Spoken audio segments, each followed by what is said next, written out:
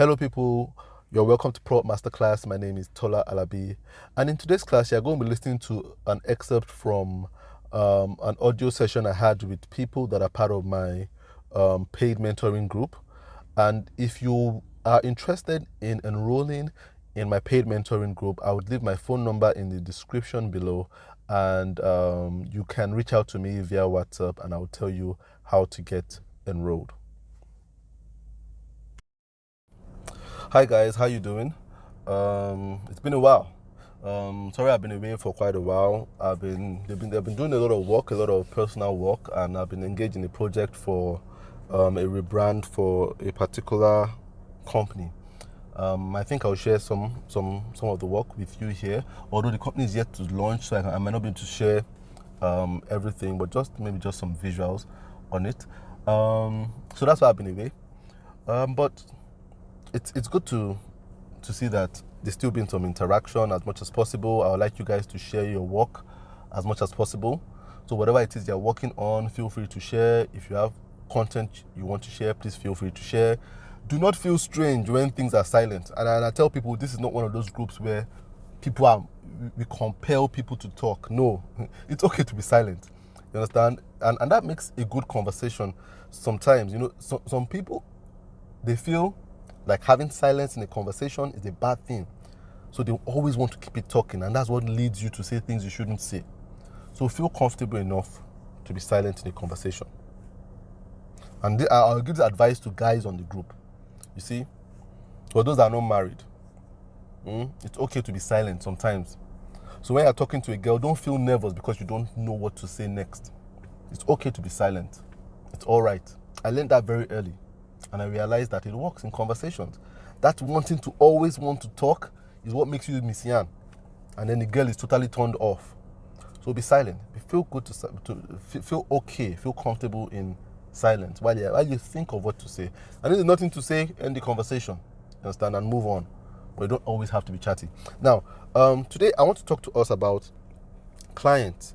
And because I've talked to quite a number of us, and a lot of us have had issues with clients in the past, and I think I've addressed this thing, but I want to address it once again about the kind of clients you should work with. So you can choose your clients. Clients are not the only ones choosing you. You understand? You can choose your clients, and this is an easy way to choose your clients. Clients fall in four quadrants. They are in four parts. So I don't know, you can't say four quadrants. That seems like tautological. Quadrant is already okay. So there are four parts to dealing with clients. So the first part of the quadrant is those are clients that do not pay well and do not build your esteem. Now, not paying well in itself is not building your esteem, but let's just put that in a category of its own. Let's talk about building your esteem and another category. But we know that not paying well doesn't build your esteem. But let's put that in two categories. So there are clients that don't pay well and they still don't build your esteem. You don't work with them. Those ones will frustrate you. Those are the ones that will make you really hate the business of design. They will make you hate it faster than you even loved it. Don't work with people that don't pay well and don't build your esteem. I want to say this: your esteem is the most important resource you have as a designer, as a creative, as a human being. That's your esteem. Don't let anybody mess with your esteem. Nobody mess with your esteem. It is what makes you who you are. That esteem, that sense of belief in yourself, of value that you have. Anybody messes with that, don't relate with those kind of people, whether as friends or as clients. Don't hang around people that mess up your esteem. Your esteem should be protected at all costs. So you have clients that don't pay well, but even if they're not paying well, they are using bad language on you. They are impatient with you. They don't make you feel like if you're worth anything. Don't work with them.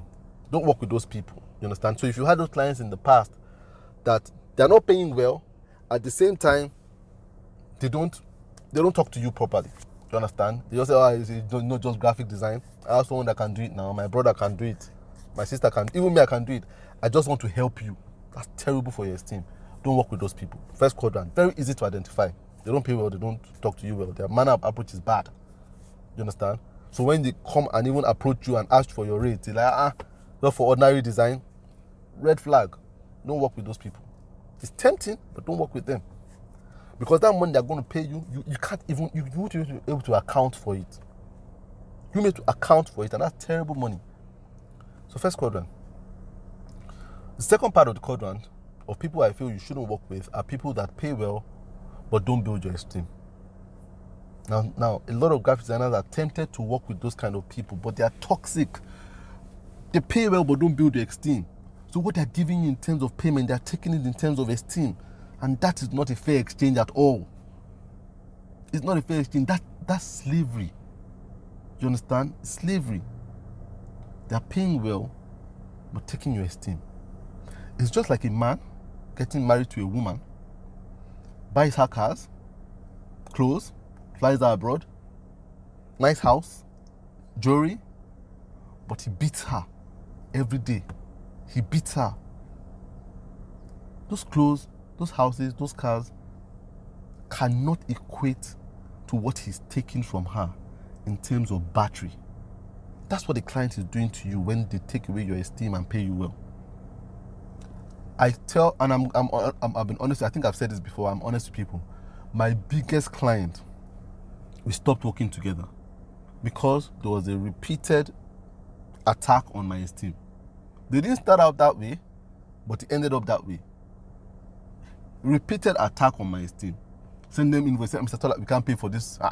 This rubbish. This your bill is rubbish now. It's too much now. It's ridiculous. Those kind of words. I had to part ways with them. They're my biggest client, biggest. But you know what? I will not risk my esteem for any client. To clients that pay well and don't build your esteem, please stay clear of them. But once they start showing sign of not building esteem, start thinking of how you can end that relationship. Don't work with them. Now, the clients you should work with, second half of the quadrant here. Now, they are clients. Now, I'll come with the most obvious ones. The most obvious one. The ones that pay well and build your esteem. Work with them. No, of course, you know you should work with those guys. Those guys that pay well, and they tell you how much they appreciate your work. They tell you how good your work is. They tell you, they give you feedback on what your work is doing for their business. Those are good clients. Those are good. And they're out there. Don't let everybody deceive you that they're not. They're out there. I had a woman who I consulted for, no design work, just consulting. We had sessions. I spoke with her. And I billed her when we started. I said, Mr. Tola, I really want to work with you, but this money is much. And I told her, you get the value. She was hesitant.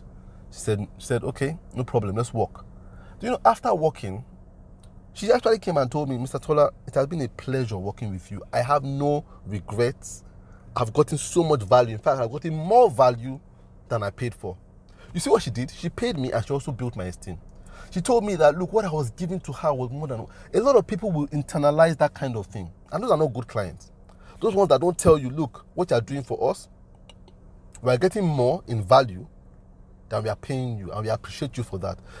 Those people are insecure because they feel them telling you that to make you put up your price, but they don't know them telling you that will endear you to them. So you must work with people that are open enough to tell you, look, we appreciate your work is good, we love it, it looks good. Those are the people that you should work with. Of course, clients might always have things that they don't agree with. That's okay. That doesn't affect your esteem. I mean, your esteem should not be based on everybody telling you your work is good. No. That's not reality. Even as experienced as I am, I still have people tell me, Mr. Tola, I don't really like this. But it's how they say it. It's the attitude in saying that matters. It's the words they use that matters. It's the openness of mind that matters. So work with those people that pay you well and build your esteem. The most controversial one, which I want to say, is those people that don't pay well but build your esteem.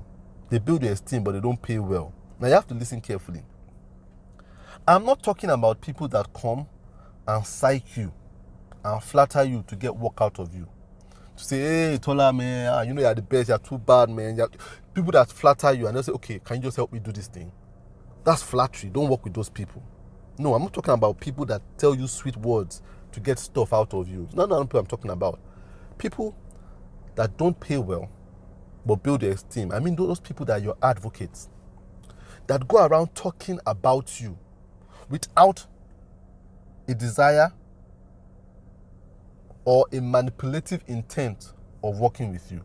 So they're not going about saying, oh man, my guy, guy is good. The guy is good. He does good work. You should work with him. He's not talking. He doesn't have his own project to do. He's just telling people because he's an advocate. He's sold. I have people like that. They're advocates, strong advocates. They go around telling people, you need to work with Mr. Tola. If you're not working with Mr. Tola, man, I don't know where you are. They don't have their own project, but they just can't help but talk about your work. And they're always telling you how good your work is. It's not about them getting something back. Those people, when they have work to do, work with them. In fact, work with them for free if you can. When they have their own projects to do, tell them, you know what, let me do your work for you. I'm giving you so and so discount because it's you. Because I appreciate what you've been doing for me. It has built my esteem over time. I'm telling you, I have an aunt who I did a logo for recently. Look, she has been building my esteem. Look, I'm a very confident person. To be honest with you, I am. I tell my wife, very confident. When I'm walking, I can hear a soundtrack playing in my head. You understand? I feel like an actor in everyday life. I'm very confident. And that's because I had an auntie who, while I was growing up, she was always paying me compliments. Always. Telling me, whoa, you are too fine. You are too handsome. You dress so well. You know, she was always just pumping me with compliments. I don't know why. But she lived with us for a very long time. And she filled my mind with that I didn't see myself as anything but I was like the most attractive guy. So I was always confident in myself. I'm not insecure about anything in myself. And I owe it largely to her. So last year, I realized that she was telling me about a business she was doing. And I looked at the packaging, and the packaging wasn't so good. So I said, Auntie, this your packaging is not good, though. Let me do something for you. I said, Tola, I can't afford you. I said, no, Auntie, I'm not doing this thing because of how much you're paying me. I'm doing it because you've been my advocate. You built my esteem so much. I did the branding for her, free of charge. And if she still comes back, I will do more for her free of charge. Those are people you work for that might not be able to pay you well, but they build your esteem. You understand? So work for your advocates. Work for them. So I hope this makes it clearer when you're working with clients, when you know who to work with and who not to work with as a designer. It's very important. So think of this quadrant whenever it is you are choosing clients, and you realize that it helps you to make decisions better as a designer or as a design business.